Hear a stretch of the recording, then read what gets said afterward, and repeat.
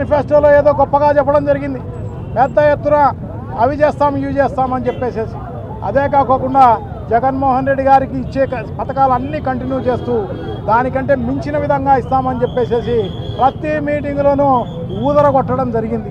అవన్నీ చేసి ప్రజలందరినీ మోసగించి ఈవీఎంల మోసంతో నువ్వు అధికారంలోకి వచ్చి చేసింది ఏంటంటే దోచుకోవడము, దాచుకోవడము, తినుకోవడము తప్ప నువ్వు వేరే ఏమీ లేదు అని చెప్పి మీకు అందరికీ కూడా తెలియజేసుకుంటున్నా.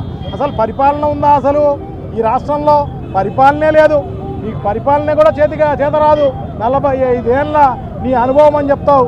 45 ఏళ్లలో ఇంత దరిద్రమైన పరిపాలన గతంలో కూడా నువ్వు చేసిన పరిపాలనలో ఎప్పుడు కూడా లేదు అని చెప్పి తెలియజేసుకుంటున్నాను అన్నమాట. నిజంగా చాలా ప్రతి వ్యవస్థను నాశనం చేసే కార్యక్రమం జరుగుతున్న పరిస్థితి మీకు అందరికీ కూడా తెలిసిన విషయమే అని చెప్పి తెలియజేసుకుంటున్నాం.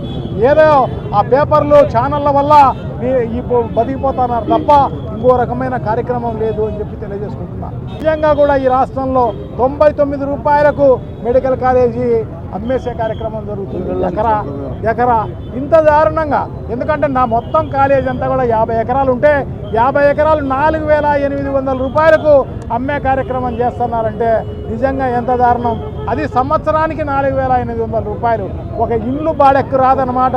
వాళ్ళు పెట్టే బెల్ట్ షాప్ కూడా దాదాపు ఏ ఊర్లో కూడా పాట పాడి యాక్షన్ వేస్తే దానికంతా కూడా 9 లక్షలు, 8 లక్షలు, 10 లక్షలు సంవత్సరానికి వచ్చిన పరిస్థితి అనమాట. నీ బెల్ట్ షాపే అంత రాని పరిస్థితి ఉంటే మెడికల్ కాలేజీ 50 ఎకరాల మెడికల్ కాలేజీ, హాస్పిటలు, దాంట్లో ఉన్న బిల్డింగులు అన్నీ కలిపి నువ్వు ఇచ్చే కార్యక్రమం చేపడుతున్నావు. భవిష్యత్తులో కొన్ని లక్షల కోట్ల రూపాయలు విలువైన మెడికల్ కాలేజీలను అమ్మేసే కార్యక్రమం, హాస్పిటల్ను అమ్మేసే కార్యక్రమం జరుగుతున్న పరిస్థితి మనకందరికీ కూడా తెలిసిన విషయమే.